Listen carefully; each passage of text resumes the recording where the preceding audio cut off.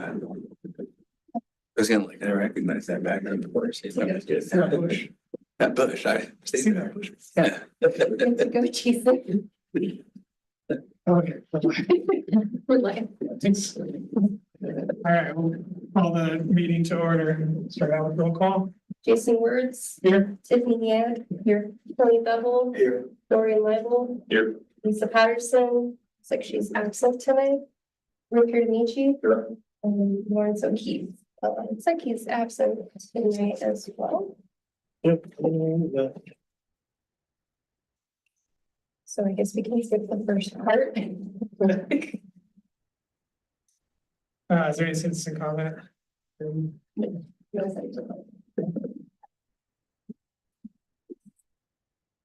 All right, on the business, so we're gonna skip the first one there. Oh, wait, the approval. Oh, the approval list, sorry. Does anybody have any comments, corrections on minutes?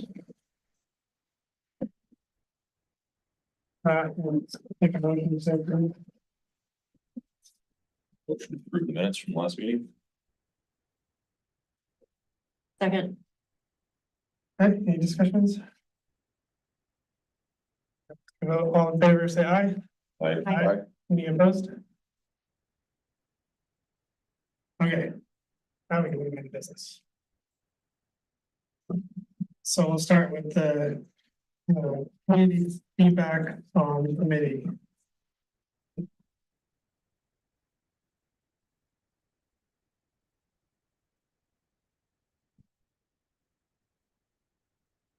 This is I don't know what that means. Are we talking about from our meetings that we have with city council? So. I think it's these emails. Yeah, so they give us that. Where Sabrina responded to the citizens who sent in comments explaining that we discussed it and this is a resolution. And it looks like the couple responses were saying, thank you, made a huge difference. That's kind of cool. We don't see usually the other side of the equation. We just hear complaints. So it's nice to see some appreciation. I just wanted to show you that we do get these emails from time to time, just that, the community, that you guys do this. I guess like to see that. Yeah. That's good, thank you. And I'm just gonna piggyback on that. I think city council recognizes your efforts as well and the important things that you guys are doing and I think obviously had a lot of good robust discussions on where things are going. I can't remember if it's on the agenda to talk about, but Yes, the next one. I just want to make sure you guys understand that. I know sometimes showing up to these meetings, you wonder what you get and what the effort entails, but I know that they take it seriously and hopefully moving forward, you'll see some more of that with them in their engagement. I know they haven't announced a council member yet, but we'll talk about that. Okay, so we'll move on to the update on committee purpose and expectations.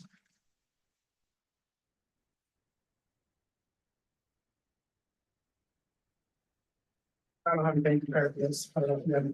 No, I can absolutely talk about it. So everybody's aware that we've met with city council. When I say we, obviously Jason and Richard, I can't remember who else was there. That's right, Dorian. And a lot of discussion, really good discussion about kind of the direction of this. And if you remember when it was first implemented, it just had some basic cornerstones of what we want to try and accomplish. And it's evolved over the years. And I think that obviously as we grow as a city, we just see a greater demand for safety and issues that are arising. So that being said, there's been, I shouldn't say a motion, there's just been a request that we separate from the police advisory board. So it was always under the umbrella of the police advisory board and become a standalone committee. So that's what we're working on. And what that means is you will have a city councilor that will attend here as your liaison back to council so that they'll get the direct feedback and interaction with you and then be able to take it back to council. Like I said a moment ago, council is they want to be engaged much more than they have been. They want to be supportive. They want to find ways to be creative with you and your recommendations and what the community is asking for, and then see if we can find ways to make it happen. I know over the years it's frustrating because there's just a lot that goes into requests, time and effort. And then it seems like the big hurdle is always the money. And that's just the unfortunate part sometimes is the money and then the priorities of what needs to happen. But that being said, I think here in the next, hopefully in the next 60, 90 days, I don't want to get too ambitious, but we should have that all set up. It's just a matter of just some language change in the ordinance, and then it will go from, if I understand it correctly, it's going to go to a 9-member board. One of the discussions right now is how we will, or how many people will add from the police advisory board to be on it. I know right now we have Larry and Richard, and if we'll keep that the same as far as a requirement. But those are some of the things that we're working through. I don't think as far as the objectives of it's going to change. It's going to probably just grow maybe in some of the bigger discussions that we can have, you can have, and the impact we can make, but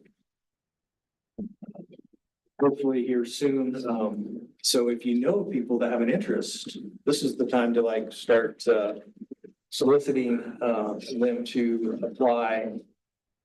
I'm sure, and I don't know if it'll come from Dan or who it'll come from, but we'll get the information out when it's open so that you guys are aware of it, and you can go out and promote it. Obviously, you can do it now that it's coming, but when it's officially open and they can apply, and then we'll jump through the interviews and the things that need to happen, and then the tables will get longer. So, is there anything else that you can recall from the meetings that you guys want to add? Anybody? Jason, I think you were there too. Did I miss anything on council's feel or direction as far as what they want to do? I think you covered like structure pretty good. There was a fair amount of discussion on the purpose. I'm not sure. I think it was more open-ended discussion. I don't know if there have been further conversations on any of that. No, and I think that will be something that will be a healthy discussion within the committee of kind of what you want to do, where you want to go, what the boundaries are going to look like.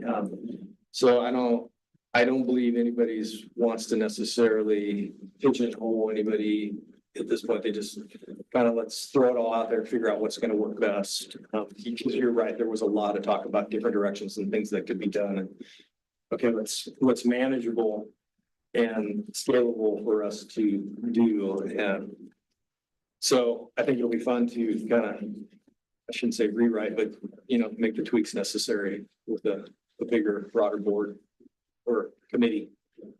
I think you're going to be a committee. No, I think you're going to be a board. That's what public safety board, I think, is what you're going to be. Rather than a committee. So get through the kind of reorg part of it and then continue that conversation. Yeah. Meanwhile, we'll continue to do, all this will still continue to move forward. Obviously, Jason will be here on the city side, and Joy on safe routes. Obviously, none of this is changing. I guess is my message, other than a few more people, as I said, with the counselor and maybe a broader scope. I know one of the counselors mentioned that the CAB liaison might not be a voting member any longer, might just be like an observer. If that was discussed at all. Nope, that's something that we need to probably vet out. Yeah, because it's definitely going to look a little different. So that's a good point. Probably I'm assuming as a PAB member, you like a vote. No. I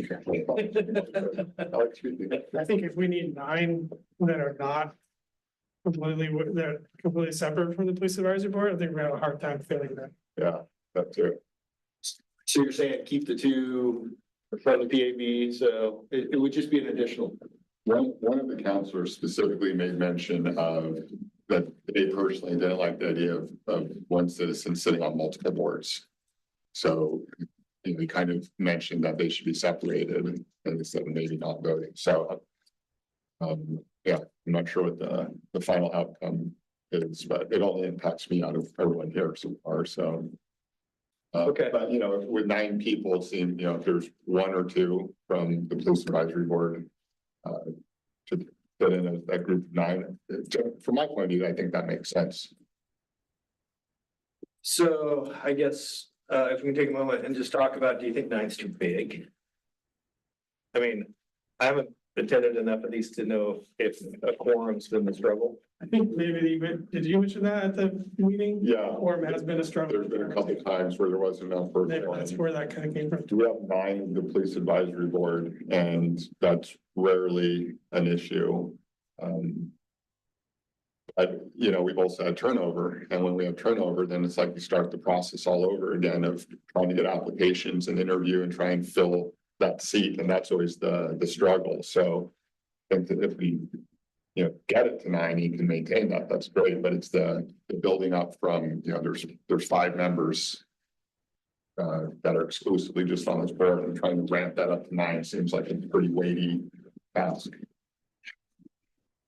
Oh. This is good. I mean, these are good things, obviously. We need to vet out before we solidify all this, so, and I can't remember everything that was discussed that night, so if there's anything else that I need to make sure that I include in this. Yeah, I think there's 7 members listed as it stands today on paper, so that's really only adding 2 additional ones that probably. But the 7 include the 2 PAB. Yeah. So, okay, Yeah, maybe today we're down 2. yeah. Okay. Any other things that I want to make sure that I can address on my end? And obviously, if something comes up, I mean, you know how to reach us, and we'll make sure we get it on there, or at least have discussions about it. Exciting, I think it'll be good. I think it's gonna be a step in the right direction as far as where we've been and where we want to go, so. Like I said before, thank you for doing this. I know it's a commitment, and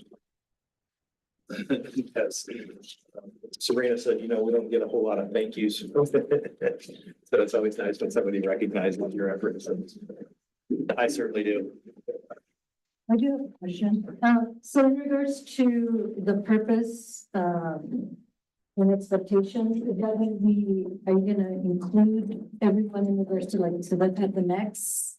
I think that might be a good idea. So a lot of the, what's in our ordinance and what's in our bylaws, right now is going to pretty much be our platform that we'll build from. We're just gonna make sure that they are still valid. And if we need to add anything or tweak anything, I think there was some discussion, a bit about that, but a lot of it's gonna stay the same. So there, and the nice thing about this is it's a living document in the sense, so we can change or adjust it if we need to down the road, but to your point, yes, you know, we'll make sure that, well, even for these things here with the quorum and how we want to deal with PAB. Whatever stuff.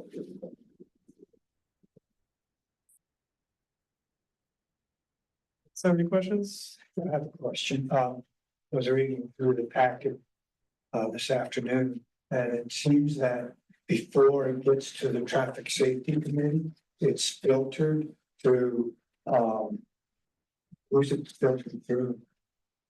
Yeah. Yeah, I guess what I'm saying, are there only certain concerns that come to us? I mean, they're filtered, okay, this, you know, traffic safety committee, this doesn't involve you, or you shouldn't be involved. Yeah, so the emails come to me and then I send them to Dano and Rich and Jason Waters. And copy Pierce on them so that they're aware to see if that does warrant being on the agenda, or if it's something that can be solved with like extra enforcement or extra patrol or something like that. So that's discussed before it goes on the agenda. But So we, so we kind of get a filtered, so all the requests now are actually being assigned numbers. So they're gonna be on the tracking sheets. It's just sometimes they make it to the agenda, sometimes they don't, but they will be on the tracking sheets. What happened if it was speed enforcement or something like that, that's gonna be on the tracking sheets from. That we started that a few months ago, when we talked about that, Jason. Yeah, I kind of had a similar question on. Cause Jason, at the work session, he had raised the question whether those were gonna go through you too, like if we could have a traffic safety committee member that would at least get to see. Every. Issue that comes in pre-filtered. And and that's one question I had was how are we gonna set up the. Specifics of how things work, and I don't know if the committee. Needs to provide input at each of the next few meetings so we can help guide. Kind of the specifics, because that was kind of one of the things I wrote down from you was a, at least the sheriff would like to be included on that chain. For notifications. I don't know. This is something I guess if it comes to the police, I guess it's up to them, if it involves. Traffic safety or if it involves police specifically. Doesn't, I mean. I enjoy definitely being part of the process myself, but if it's specific to the police department, it really, it's up to, I think it's still up to their discretion if they want us to look at it or not. It doesn't really, if there's things like, oh, we caught somebody speeding through our neighborhood, can you look at that? So it doesn't have anything to do with us. The determining factor often will come down to, is this an issue of we need to change, like, for example, signage, or do we need to change people's driving behavior? So if it's something that just can be solved with assigning officers to, extra patrolling in an area. Or throwing out our speed trailer to get people's attention versus, getting engineering involved and changing signs and public works involved. I think that's kind of where the filtering comes in. Yeah, and I agree. To your point, and I didn't realize we had this tracking sheet, but I think maybe that is that you'll be able to see, if I'm understanding Sabrina, everything's gonna be tracked, whether it's somebody moved the stop sign, repeatedly, it's the red pickup truck on Monday mornings at 8 a.m. You probably don't need to worry about that other than it's there. We'll go out and see if we can enforce it, but then we also have the mechanism to track it if it's a continuous thing and it's evolving into something bigger that becomes a wider impact. But I think, to the one-offs, where we can go and probably fix it quickly, or at least try and address it. We would probably, I'm just thinking for our time and your time, we filter it, it goes on the tracking form, so you still get to see it, that it came in, it's just you're not having to worry about. And obviously you can ask about it, I mean, if it's on there, we can have a dialogue and question about it. And Tony, the other thing that kind of happens sometimes that we end up getting a lot of, like, to talk about and address the filtering pieces, is that we'll get complaints that come in that it'll be a case that you guys have already addressed. So it'll be something that's already come in as a complaint. We've, as staff, have given you guys the information on it, and then you guys have already given advice on it already. So we'll reach out to that complainant and tell them, like, yeah, this is something that's already been previously addressed, and here's what the course of action was. And then the other thing that we'll sometimes filter out is things that just aren't even in our city or don't have anything to do with our departments, right? So we'll sometimes be like, this is completely outside of our realm and should be going to the fire department, to TVFNR or something. So we'll screen those things out so that your guys' agenda doesn't end up getting super long with a bunch of things that have just nothing to do with our city or has already been handled. If you look at the 2024 tracking sheet, there's quite a few that weren't on the agenda that are on the tracking sheet. I would say a lot of TSC issues, and then it's assigned a number.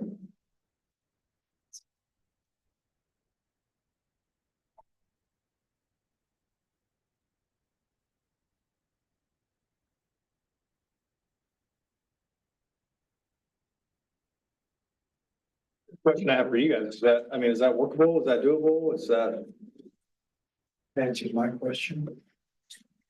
Because obviously, there again, we want to make it manageable on both ends, and don't want to feel like you're left out either, wondering what's going on. I don't particularly want to see everything at this meeting. And these are the That's the stuff we're putting in our GIS too, so. We don't have everything updated now, but that's the idea, is that we'll have all this tracked in GIS, so we can see it and it's there. But yeah, we don't want every, you know, words. So you guys Started get, Meeting earlier. Yeah. you guys get these types of requests though in all different forms, right? Like you're not just, are these just if someone fills out the request form? That's when it makes it on this, because you probably get people call you and say, hey, can you put more enforcement on the street? Yeah, we get a variety of. But those aren't going on here. I That would be don't, I don't know if they, There's lots of those. I don't know if the non-emergency or the WACA dispatch stuff gets on here. No, Maybe Deanna can answer that or Sabrina, but. No, if it seems like, it could be a valid problem, we'll direct the person to the website to fill out the form to submit for, requests. Otherwise, it just, a citizen calling in a dispatch saying, hey, I'm having people, below the stop sign in front of my house or on the street, and that just comes to us in patrol, and we go out and extra patrol it and just address it ourselves. So, but the ones that end up on this form, at least the way things are happening now, what are those ones? Those are the ones that someone actually fills out the form? Yes, and then they get emailed into Sabrina. Sometimes they don't have a form. Typically we were having them fill out a form if it was going on the agenda. So we have gotten emails that have assigned numbers. Yeah, it was after we got that big influx of requests that came in a few months ago. That we started doing that, but we were doing. Sometimes we do get one-off emails that will come straight through IT and they'll just get straight to me and Rich and we'll go out and do something about it. So maybe that's something that we do, is we have a other items section and then we can give an update on what things that we've done that are traffic safety related that really did need to go through the committee and center line striping and things like that, that we just take care of. Yeah, that's a great point, because not necessarily everything traffic related is police related. So, yeah, we don't probably see all of it. I think that's a great point. Maybe you can. Give us a little section at the end of at the end of the meeting, we can give you an update on, center line stripes on approaches to stop signs that help when we've gotten complaints about that. Sometimes those didn't go through the traffic safety committee. Sometimes there's just a straight email through the Sherwood complaint or the Sherwood comments, so. And Jason, Items. Jason, Chair Jason, sometimes we'll get also complaints via email. Say someone's saying, yeah, it's super dangerous out here. I almost got hit by a car at this crosswalk. And then we'll have someone like myself or like Pierce or someone, we'll call that person, we'll talk to them. I'll talk sometimes to people where they'll end up articulating that they'll be like, is this a repeat problem? Like, is this something that we're seeing patterns of problem here that we need to address, i.e. at traffic safety committee? And then that person will sometimes then be like, no, I live here. It's never happened before. It just today, it was a bad day. Someone's driving fast and it scared me. And so it's a one-off, right? So something like that, it'll be like, okay, does this need to go to the traffic safety committee for them to look at? And that person will be like, no, it's a one-off. I just want you to be aware. It just freaked me out. It scared me. And I need to call the police department to let them know this happened. Those things aren't coming to you. My thoughts are on this, like if it's maybe in our expanded role as a board in the future, maybe the ones that get assigned a number, then perhaps we just get CC as a group on these ones, so we see that these have now been assigned a number. Then we could look at it and even if, I guess if you guys are determined it's not a TSC issue, then it's not a TSC issue, but I suppose it wouldn't hurt on, like I have a TSC email and I think we all do. And if those numbers just get CC'd to us too, then in the future as an expanded role as a board, then we could see those ahead of time as well. Be slightly, I guess, maybe more prepared, but more informed, I guess. I don't know, just thought. Because we don't want to see everything or need to see everything. It's unnecessary, like Captain said, you guys have said, so. But maybe just the ones that make it as a number, if they fill out a request on the traffic safety committee form. We obviously see it as a packet ahead of time, but Yeah, I think it's good for the city people to track all these things that you guys are getting, just because you might see trends over time. I don't have a strong preference in regard to this particular topic, other than I would lean towards, if we're not gonna talk about it, don't give it a traffic safety number and put it on the chart. Unless there's some logic that is being followed for determining what's getting on the chart, and what's not. Like these types of things, whether they come in on paper, phone, email, whatever, these types of things will always get on here. And we're gonna do that across the board. Or if through whatever process is determined that they're not, just leave them off. And if we need transparency, the emailing, just so that, that point, the board, so anybody on the group could say, hey, wait, I don't think this should just be tossed aside. Can we talk about it? And then maybe we get it on the agenda for the next time. But it seems like two things, this chart thing could get really long. And then if it's inconsistent with like what gets put on it and what just gets dealt with, it seems like there could be issues with that. But that's my opinion. I don't feel super strong. So I'm not gonna fight that one for a moment. Yeah, you're right. We had moved to actually putting numbers to each one of these text messages and emails and everything that we got, just due to the fact that on our end, on the back end, it caused us work. Because we still had to make calls, we still had to vet it or unvet it. And so we needed to also on the back end be able to track, and Jason Waters, you can speak to this also probably, but we needed the chart also showing what we're doing, where our time is going as well. So that's why they were getting attached numbers, I believe. I think Jason, this was something that you'd brought up, that you'd wanted numbers attached to each one of them, right? I think that, Jason, you bring up a good point too. It's like, we need the data once someone's emailed us, it's a record. And if it's a complaint about a traffic safety issue, we have to keep track of it for, the city's risk. But yeah, it doesn't need to be brought up to the traffic safety. You could go on your GIS map Yeah. and use it for record keeping and And really, for trends and stuff. yeah, trends, and then the TSB updates are when we have all of these, turn on all the comments and we look at them. So I think that's a good point, that we do need to have some structure here. So you're saying you don't want to see every single complaint on here. I'm of the opinion, if a citizen makes a call, fills out a form, it's a concern, and we're the traffic safety committee, and we're supposed to deal with it, no matter, hey, it's a one-off thing, or it's a continuing problem, so.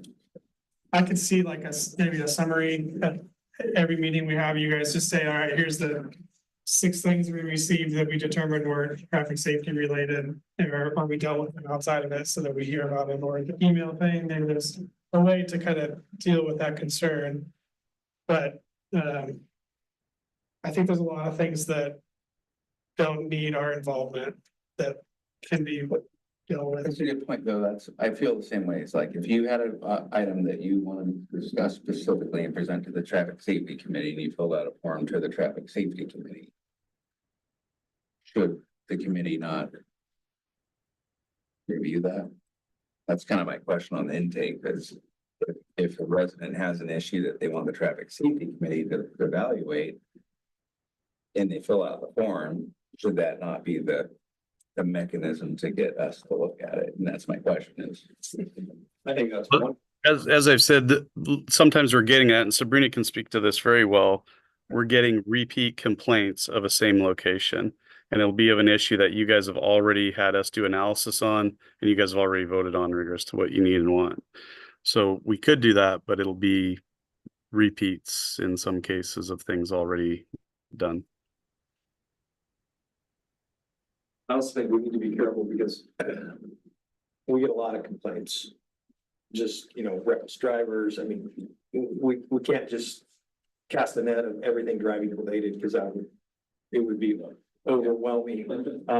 So we kind of have to have a line in the sand to say what rises to the level of bringing it here. And I totally get what you're saying. You know, you're a committee, you want to hear what the complaints are, but sometimes those one-offs and those incidents where we can handle it and resolve it, you know, it's probably a lot easier for us to deal with.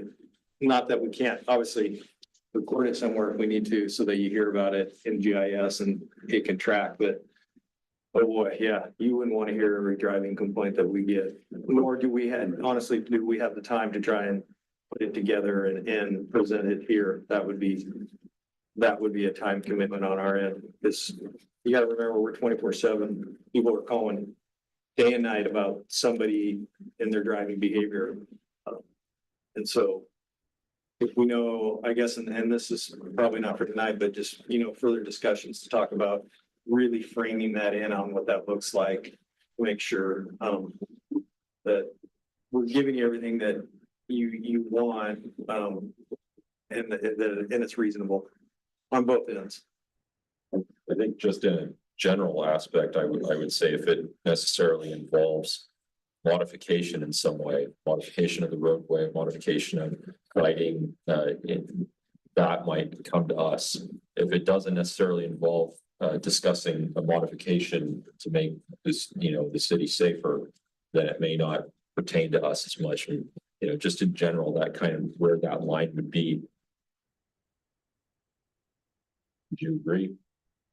Yes, the hard part is that lots of times people come with us with a modification request and our response is just do more enforcement. And I could see it also going the other way, like there's people speeding, can you get more enforcement? And maybe there's a solution that could help. So I don't know. I agree, but it's not It's quite. sort of black and white. a hazy line, right? It's a hazy line. There needs to be some judgment. I don't know Yeah. if we want to see it. And I totally agree. And I mean, like I said earlier, I mean, this is a kind of a living document, so to speak. I mean, we can make the adjustments and talk about where we want that baseline to be, but and obviously as this evolves with the board, you know, there's going to be deeper discussions on this.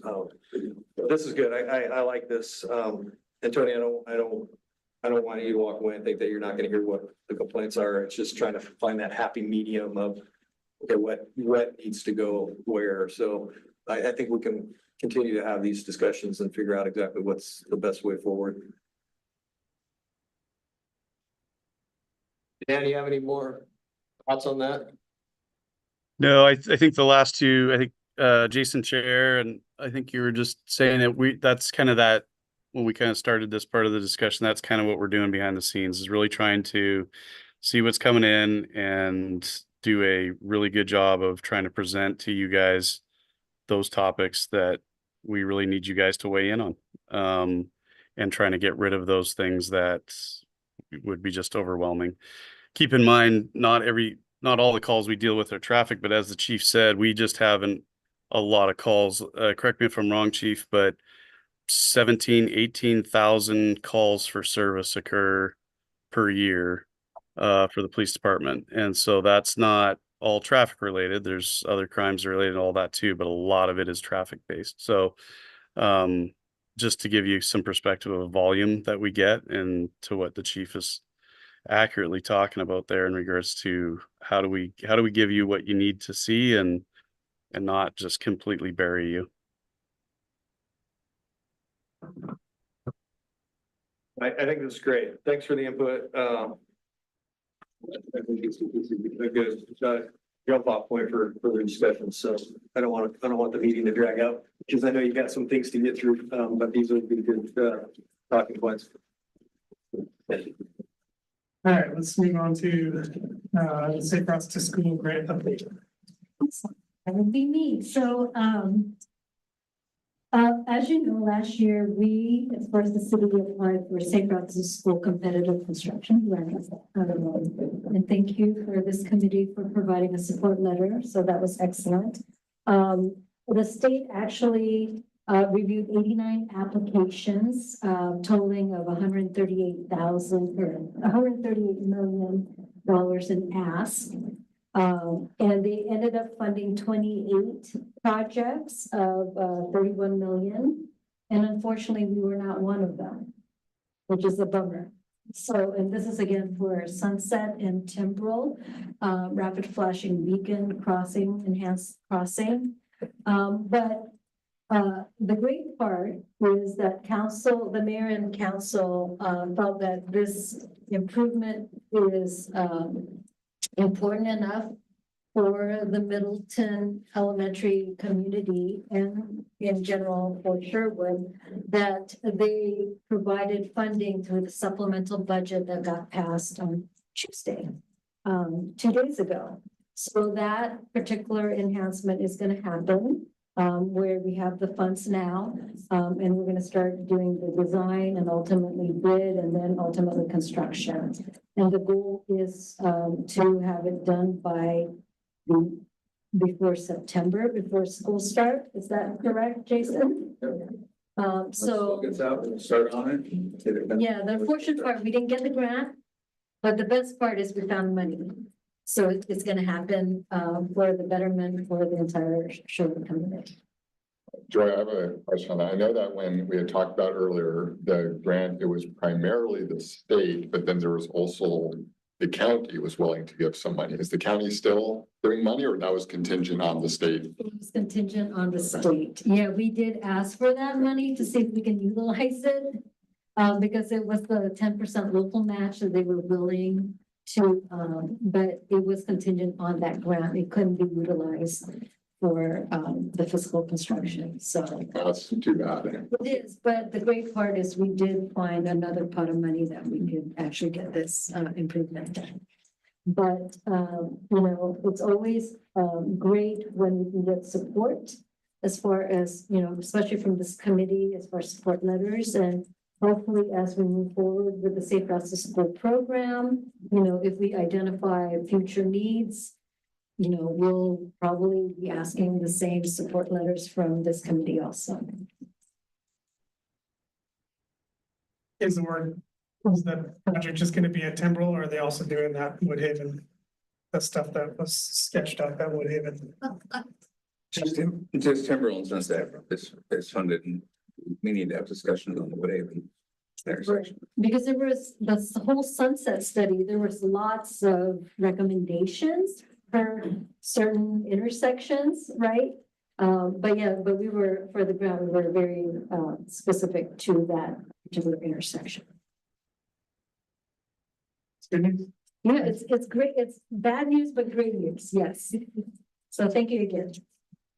There'll be a lot of happy people. I think we had a lot of separate requests for that intersection.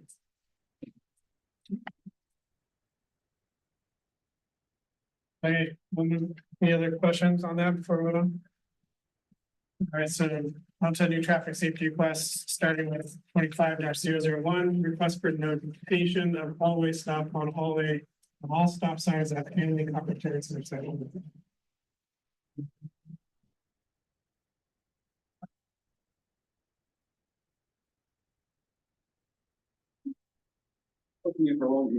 This one, Public Works added, it's a three-way stop added.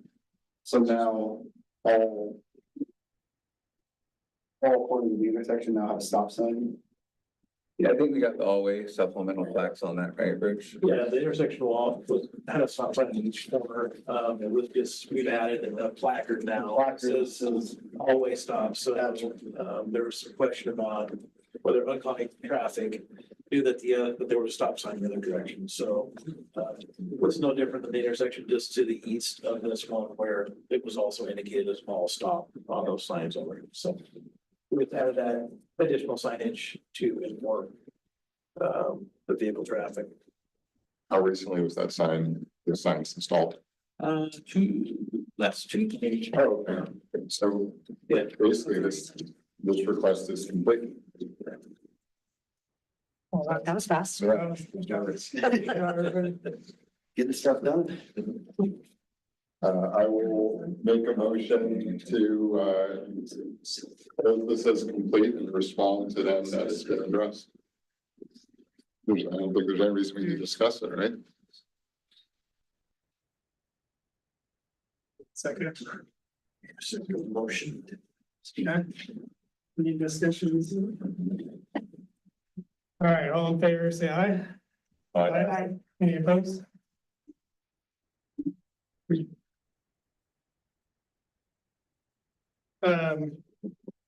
All right, so 25-002, request for speed humps on Willow Drive between Black Hill and Cascade Terrace. This one, there's been a speed reader sign set up. So we're currently collecting data to see what the speed looks like on this road. So we're hoping to have that data by next month. We don't have pretty nice news. We just recently got it installed. So we'll be taking a look at the data from the speed reader and then determine if speeding is an issue between Rat Hill and Cascaro along the road.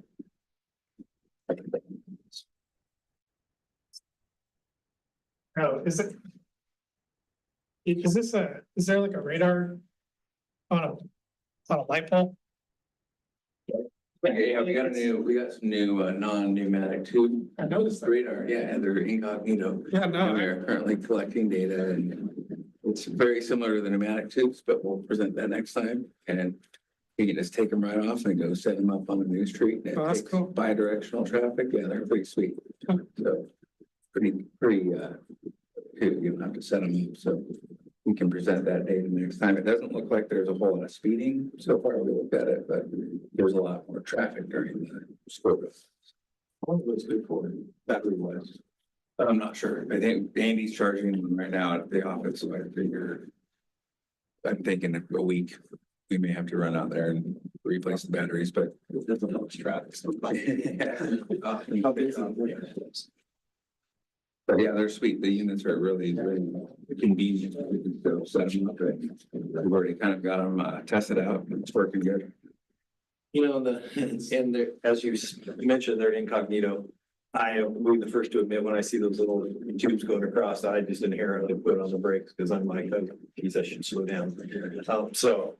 It'll be nice to have some true data that is not, skewed by. Yeah, the pneumatic tubes do promote speeders to mess Yeah, with it too. might get some weird phone calls from citizens. But we Yeah, got, wondering what they're. we did those on occasion when I used to work at Newburgh and people are like, are you guys surveying my property and monitoring me? And Cameras have been the traffic cameras, and we've gotten some inquiries about what's this camera, pointing on property. I put up a little contact number on those. We've done that on the pneumatic tube readers. Sometimes they'll put a, so hey, people this know is the city, yeah, and then we put a number on there to call back. That's a good idea. Like that. maybe a lock on there. I shouldn't ask that. Yeah. Got a locking key and everything. Okay, so it sounds like we'll just hold off till next meeting in this one. With that. Okay, 25-003, request for street improvements at Main Division intersection, including lighting, flashing lights at the crosswalk, four-way stop signs, or speed indicator signs. So this is kind of two-pronged, kind of ties into the next one. Speeding on Main and Division. It is a problem. The police department is currently addressing it. We have experts signed up all of our, the 2 sides of the week for our day shift and having an officer that's speeding.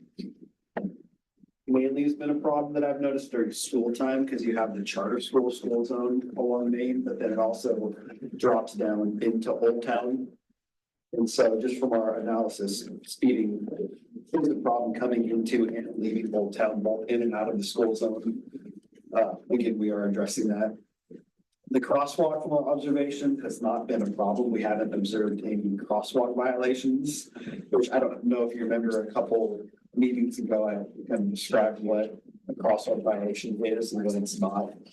Versus where a pedestrian, has to be, whether they're in the street or on the sidewalk. So based off my observations and the other officer observations that have been out there, crosswalk's not a problem. People are illegally using the crosswalk, both pedestrians and vehicle traffic. excuse me, I'm sinus issues tonight. Randall reached out to, there was also a comment about illegal passing of buses along Main. Dana reached out to the bus barn and the bus drivers, they don't have any issues along Main. There's other sections of the city, Sunset, that the bus, illegal passing of bus is a problem. But not on Main and Division at this intersection here or along the stretch of road.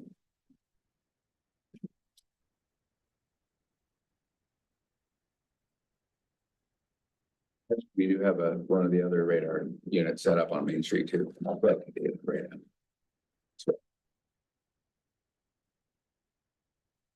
The request for the speed indicator sign, was that a request to have one going in the opposite direction? Because there is a speed reader sign coming down into Old Town. And did the request ask for one going the opposite direction? Yeah, I think it was specifically opposite direction leaving Old Town. Yeah, southbound. Okay.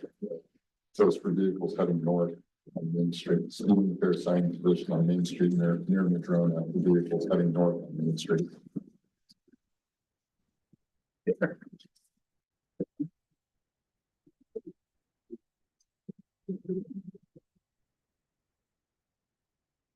Main is too north. And that's too much, so. There's a comment in the request about someone's and their dog getting hit. Was that at this intersection or on the top of the hill? This was here at Main and the divisions. I was Main and Was Division. it an impaired driver or something? I believe it was, yes. There was a big ordeal with tracking down the driver and whatnot, but yeah, it was. That was one part of the complaint was that dog that. So regarding the crosswalk, one of the comments in there was for lighting, which I think is kind of a problem in a lot of places throughout Sherwood at crosswalks. But I don't know if that would be something I'd be interested in having somebody look at the lighting there. See the one decorative light on the northeast corner. Of Main and Division, but that's about the only street light. There are 3 lights that there's one on Division just to the east of Main. Pole. Oh, here it That's is. right, there is one to the south. Yeah, there was one to the south, a little bit south of the intersection Division as well. That tree as well. On the southwest side, yeah. Public Works staff did go out there, make sure that the limbs were not interfering with some of the light. Staff did not indicate that was the case. We did make some additional preventative measures to make sure branches we released came on. Or get the intersection.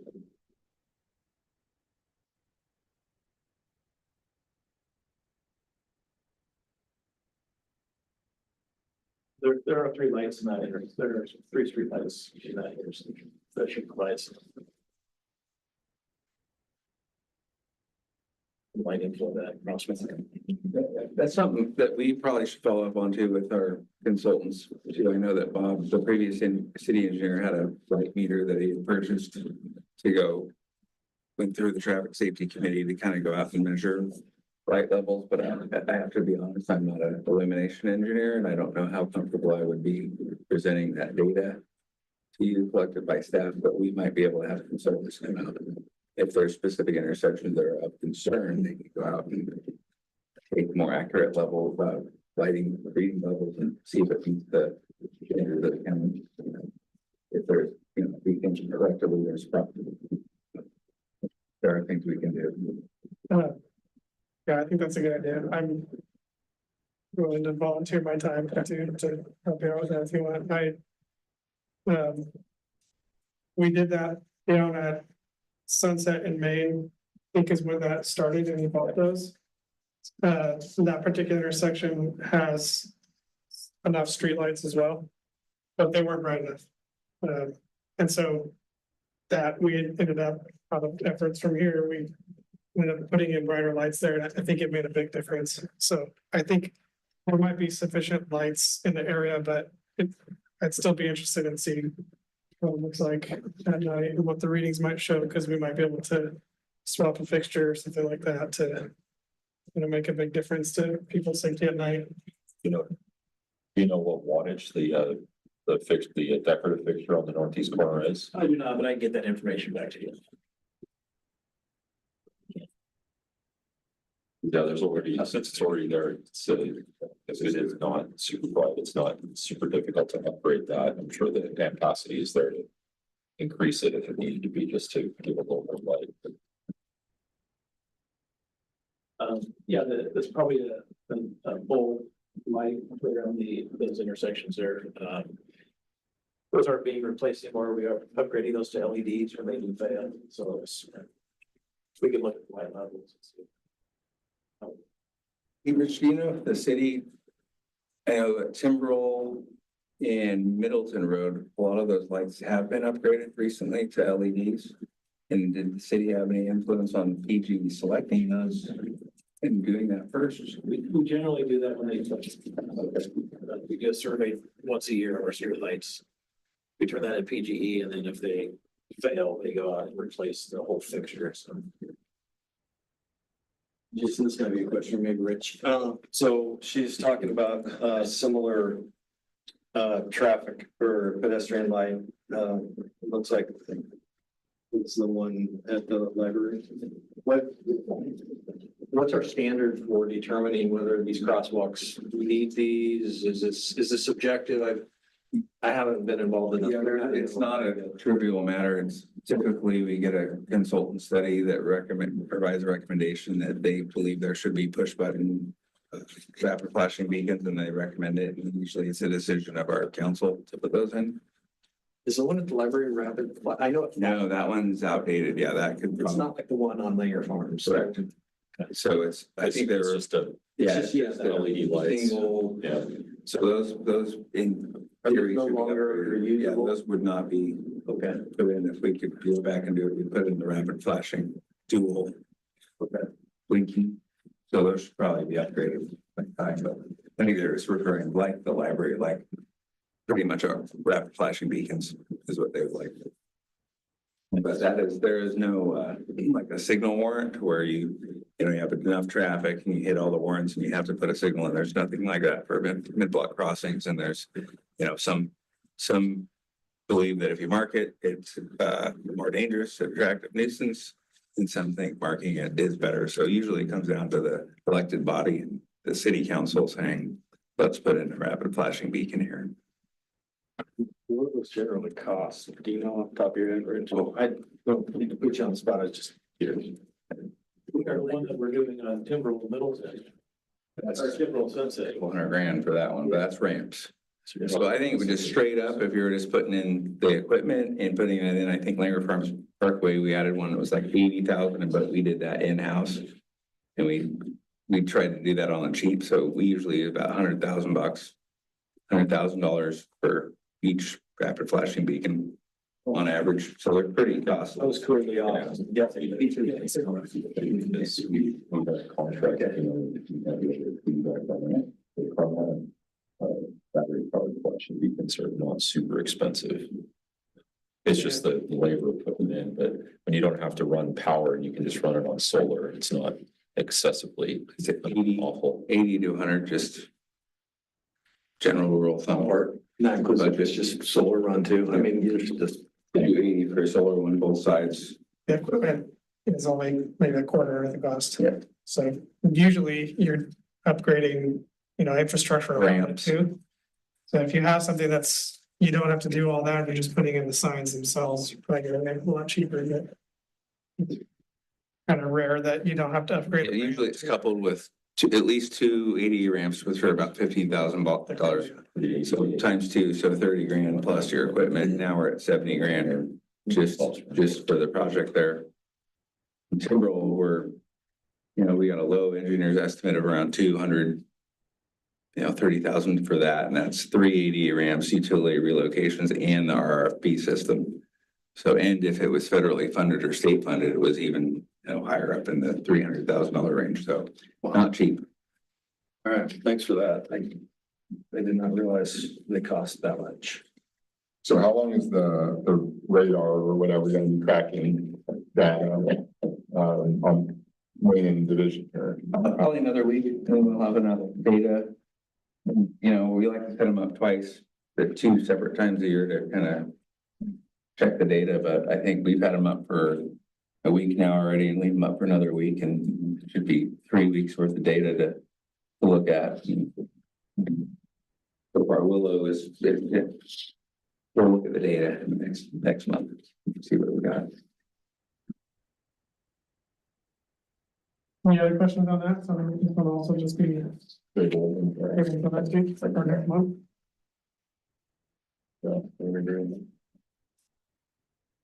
Okay, so 25 is 003.1, request for flashing crosswalk, stop signs, and providing, kind of just talked about this one. Yeah. It's kind of like- Just need to move it on. We should, back up to 5A, since Larry's here now. Yeah. Yeah. I apologize for my time. Okay, before we continue on, is there more? Second. There it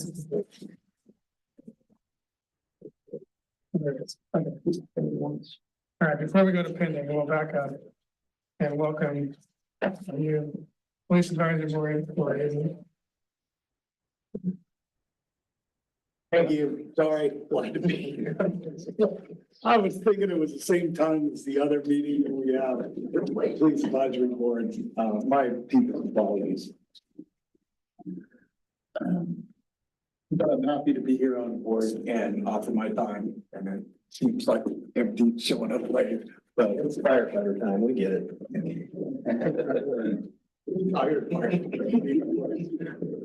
Thank you, though. Yeah, thanks for joining us. Appreciate it. Okay, so pending traffic safety requests. 24 after Clover requests flashing sign at crosswalk at Sunset and Eureka.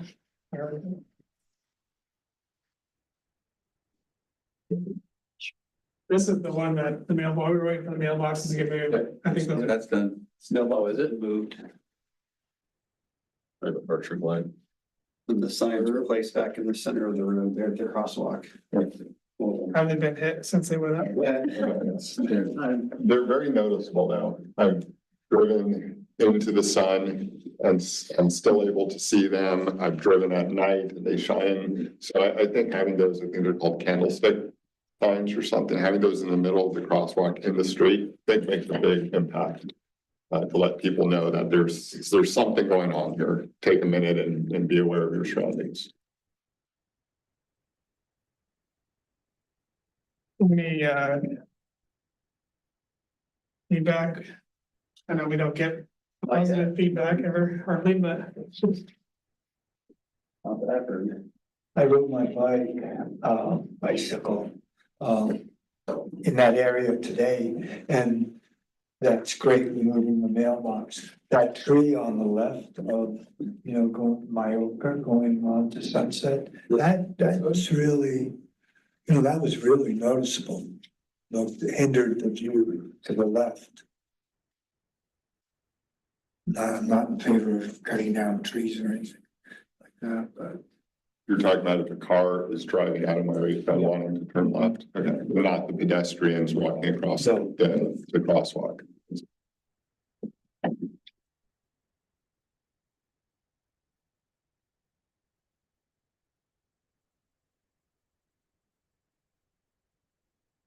Yeah, so technically, I think we don't have any more actions on this. This is on the long-term TSP now. Yeah, we had talked about the only other actions we could take would be out of our scope, redesigning, putting an island in the middle or, things along those lines, which again is more than this committee handles, so. Which that conversation, it sounds like it's happening or has happened or whatever, this discussion. I think there's ongoing discussions about the bigger picture of that, yeah. So for our purposes, we're done with this, we can Yes, sir. mark this complete. Would everyone agree? Being as how the mailbox got moved, then I'd make a motion to close 2024-004. I'll second that. Discussion. All in favor, say aye. Aye. Any opposed?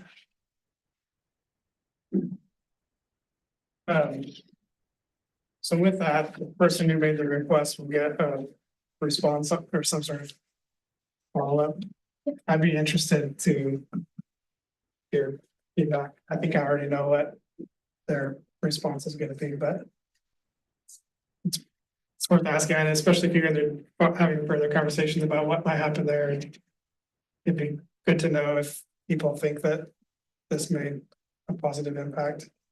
Or if it's, the issue is still there. Yeah, Enough of an impact. I think that's gonna be the concern, like, is it enough? thanks, but we wanted more. So, but again, that's outside our scope. That's when we may want police to follow up with the complainant and then engineering as well, just so they can stay in the loop on our work session that we're gonna be doing for the school zones here. And then they don't submit more complaints and can tag along with us on the discussion. Okay, 2413. Request for speed bumps on Dewey Drive.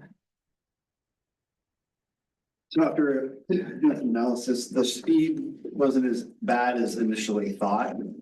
Correct me if I'm wrong, Jason, but the data that was presented on the graph. Can you kind of touch on that, I don't have it right in front of me, but there wasn't a whole lot of violations for speed. As far as speed cushions are concerned, that's kind of against the policy of our electeds right now to put those in, so. The data didn't really support an issue, but it may be a further discussion that, I mean, what we want to have, I'm not really sure how to handle this one, I think, for Dewey, we're doing enforcement from the PD's side. And we'd like to continue doing that for another 30 days until the next meeting, just to kind of see how the problem looks after we, get hands-on and get over there. I've been over there this week, last week. Haven't seen any violations worthy of stopping yet, but I also have other duties throughout the city too, so I haven't spent a whole lot of time there, but the time I have been over there, I haven't seen any egregious violations. But we'd like a little bit more time to spend over there and see what we get. I think it's worth keeping on the list here, and we do have some more additional speed feedback radar signs coming in, and I don't know exactly where those are going to go in town, but it's possible that we could put, some of those up on Dewey, but I don't know if those would be highest priority, since we don't have a whole lot of violations in the tube counters, and we were also discussing potentially putting up the new radar speed detectors up on Dewey and just seeing if we can, see if the data we got from the tubes is correct.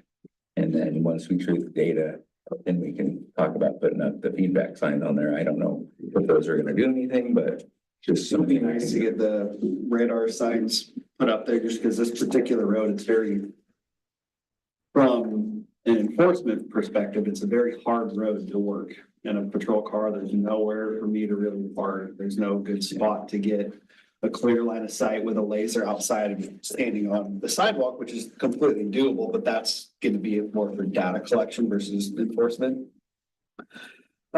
This is one of those roads that I do think there is potential for a problem, because it's the main feeder to get into that Woodhaven neighborhood from 99, and there is a lot of traffic coming and going.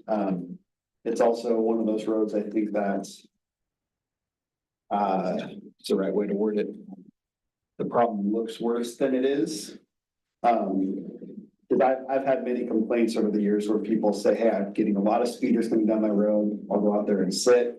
I'll actually show the person, they'll stand there and be like, how fast do you think this car is going? And they'll tell me, and then we'll hit it with the laser. Citizens are generally, hate to say it, but they're off on their estimates on how fast cars are going. It is a narrow road. There is, traffic parking issues with a big curve in the road too. But it's one of those ones that we'd like another 30 days again to be hands-on with it and take a look at it. How about we just we'll move our radar detector off the Willow, we'll throw it over there on Dewey, and then we can include that with our presentation at the next meeting and go from there. we have them, we might as well use them. Yeah, it'd be nice to see that document. Okay, next on this is a GIS map update, if you have something for that. No, we've got everything in. We wanted to be able to code it to where we can show it as current pending, but we don't have that. We are hiring GIS support staff, and we are short staffed right now. So this is one of the items that's kind of been pushed off, but I think the next meeting, we can give you an update, and then the meeting after that, actually present our map, go over it, show everybody the dots with every single item that we've talked about, and then go from there. So I don't have a presentation or anything to present on that. We should be able to pull it up next month. We'll pull it up. Yeah, we'll show them. Has the committee seen what it? Yeah, I think we showed it. Well, we pulled it up one time long ago. 5 months ago. Yeah, and just showed the dots. And then we were trying to get some more features where we could categorize them as current, pending. And we just haven't had any staff to get that done over the past couple of months. But not a heavy lift. It's just more messing with the data and kind of changing some things around, but we haven't had any been short GIS staff, and we're filling that position. So either way, even without the support staff, we have staff that can help get this updated by the next meeting. So we can speak to it. Okay, And so next is committee comments, or, yeah, anybody have any other kinds of things? I wanted to bring up the pedestrian bridge. There's been a lot of progress recently, as everyone's noticed. I assume that means everything is on schedule. Do we know when we're gonna see the crane lifted up over? yeah, well, Can I bring my kids out? we don't know exactly what time of day it's gonna be. They're thinking maybe night. I don't know if that's gonna work, but we are eyeballing the weekend of March 8th to set that first span, and it's looking like things are gonna fall into place for that. We're gonna get our mailers out early next week. We're gonna give PG a chance to set some. They've got 2 more high voltage transmission line poles to set tomorrow. And then hopefully they'll be done with that tomorrow or Monday. And if they are, then we can go ahead and just declare March 8th, the weekend that we're gonna set the big span. The contractors, but I asked them to put together an hour by hour kind of what's gonna happen over that weekend, and that's what they're working on now. They'll get that to us next Thursday, and then I can, we should have another traffic safety committee meeting before that happens, and I can give you more of a detailed update on, when and where, and we are getting emails all the time of, hey, I wanna come out there and check this out. So I'll find out if it's gonna be daytime, nighttime, and where you need to go if you wanna watch it. So, Are you talking about shutting the whole? but yeah, the highway is gonna be shut down. To be Yeah. shut down and flagged down. Yeah, so the whole highway is gonna be shut down, And diverted 9 p.m. outward? Yeah, Melwood, and also, obviously people use Sunset too and Main Street, and so we're gonna get mailers out to everybody in town, so. And it's gonna be like one night thing, like Hopefully. a 6-hour thing or If something. we're lucky, it's a 1 night thing. They're gonna set it up, they're gonna, walk it over with several cranes, and then they're gonna set it down. And it'll be done on Saturday, but if there are issues, then it'll be done on Sunday, and if there are big issues, then it'll be done Monday morning at 7 a.m. or 5 a.m. when we have to have it done, so. Yeah, hopefully it takes 1 night and you wake up on Saturday and it's there. It's funny, we saw that gravel get put in the center of the median there, and all of us are thinking, oh, that's where the crane's gonna go to live. And then we're like, no, actually, that's gonna be the turnaround. That's the turnaround, yeah. Street, Yeah. makes more sense. So they'll be out setting more pads for their cranes soon. Campbell Crane will be out, or Nest Campbell is what they're called. I think they're bringing out 5 cranes. Some of them have like 250-foot booms on them, so it's gonna be probably one of the bigger crane sessions that I think I've ever seen. I have cranes like that. I've seen like Intel, building wafer plants, but not 5 sitting on just one structure. So it's gonna be. We have a social media. Yeah, and we'll have more, mailers to everybody in town, meet social media blasts, Facebook, Twitter. We'll probably get that, if we're lucky, get this ODOT to do an announcement on, the news. Hopefully 0.6 bid on it if we're lucky, so. Is there a way to get ODOT to put a message on the reader board out there? Yeah, oh, we gotta get all that, everything you can think of is what, and it's, you know, I'm thinking it's never gonna be good enough Yeah. until we get past it, so it's like, if you have an idea, yep, you got to ask a question and, you know, it all helps to get the word out, so everybody in town is gonna be getting a mailer on it and so. There'll definitely be some advanced reader boards too, Yeah. rolled into on 99 coming in from Newburgh. It's gonna be fun. Definitely, Over Sunset traffic's gonna be. it's more traffic on the 99W on the weekends going to the coast than, you know, weekdays. Oh, well, last weekend when the power went out, Sergeant Christensen and I had to go out there and direct traffic at the Sunset 99 intersection because Oh, I remember that. everybody and their mom forgets what to do at a four-way intersection when the power goes out, so people are just blowing through everywhere, like, we're gonna have a major crash, and we don't, and so we had to put our vests on and go sit out there and direct traffic, and you know, when you're standing there in the highway actually directing traffic, you really get a perspective of just how much traffic comes through the city. It's crazy. It is too. Once we had our meeting for the public involvement on this, I went out on Saturday and just was driving up and down the highway myself, and I'm like, it just becomes more apparent as you get closer to the event. Yeah, how much traffic's on that road, so it's gonna be a big If they event do for us. it at night, then it won't be quite as Yeah, bad. but I don't know how much they can see. Like 9 PM to 4 AM or something. On that, where they shutting the whole intersection down. We're shutting the whole thing down. Right from Elwer onto 99. Yeah, you'll be able to Left from Sunset onto 99 south. yeah, just everything basically. Okay, from that lane. Why, yeah. For my part, working for the county, I've been harping on Aiken to make sure they consistently keep the street lighting going. They slacked on that a couple of weeks ago and I was raising some hell about that because they killed the service at the roundabout on Sunset and they had a temp service, but they didn't get it transferred over. And there was for a whole night, there was no lights. And I went through there in the morning and it was just black heading to the county, you know, to the yard. And I was on the phone with everyone at Aiken, and I think it was on a Friday too, and Aiken works 410s. I'm like, I don't care, come in, you need to get the lights on like now. And they did, and they got it going, and it's been running ever since, but yeah, I'm like, that's like 40 big LED streetlights.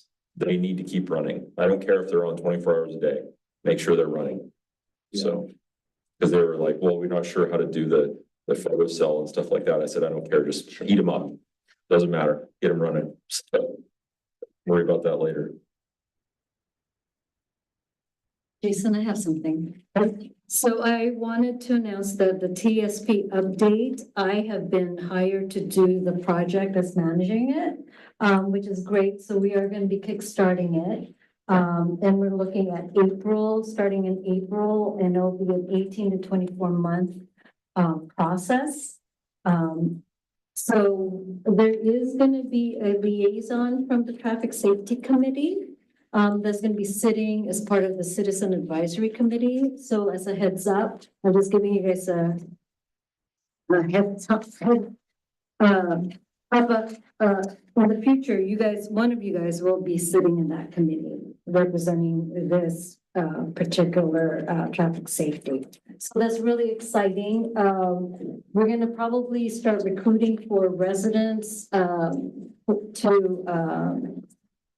fill the Citizen Advisory Committee starting next month, and we'll send out we'll post it in our general 5 areas that we typically post, but we'll have it on social media. We're creating a webpage that talks about the TSP update so people can get information. So we're going to be looking for applicants that can fill that. Typically, it's a 12 to 15 member board or committee. And ultimately, that's going to help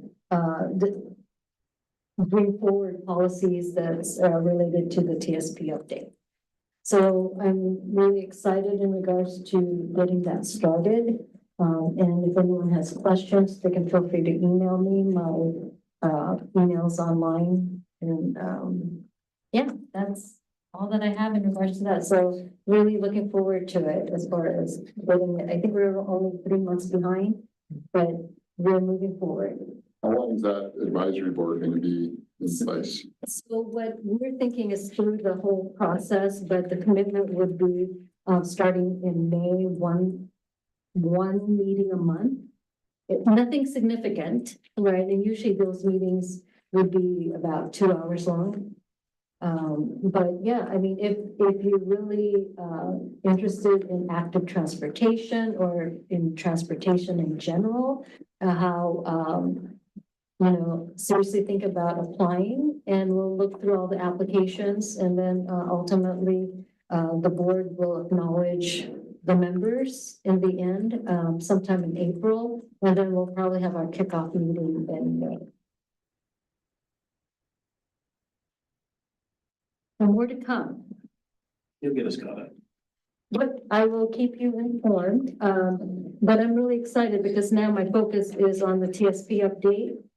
Because the senior planner position that is in planning, I believe is going to get filled by someone else. Because I'm only working now part-time capacity since I'm technically retired. That was gonna be my next question. I was like, wait a minute, I thought you were retiring. I saw the announcement and everything. Yes, and unfortunately, none of you guys attended my going away, but that's okay. We knew you were coming back. Okay. But no, yeah, so I'm really trying to figure out what I'm doing in my halftime. There's a lot of honey-do lists, to-do lists, unfortunately, so. But yeah, no, I'm really excited that this project's moving forward. Good to have you still around. Thanks. Anybody else have anything? Adjourn. Okay. Yeah, we think, Lucia, what is it, 4 in the morning there? I hope you're having a bad Yeah, Have fun. 11:30 at night. Nighty night, everybody.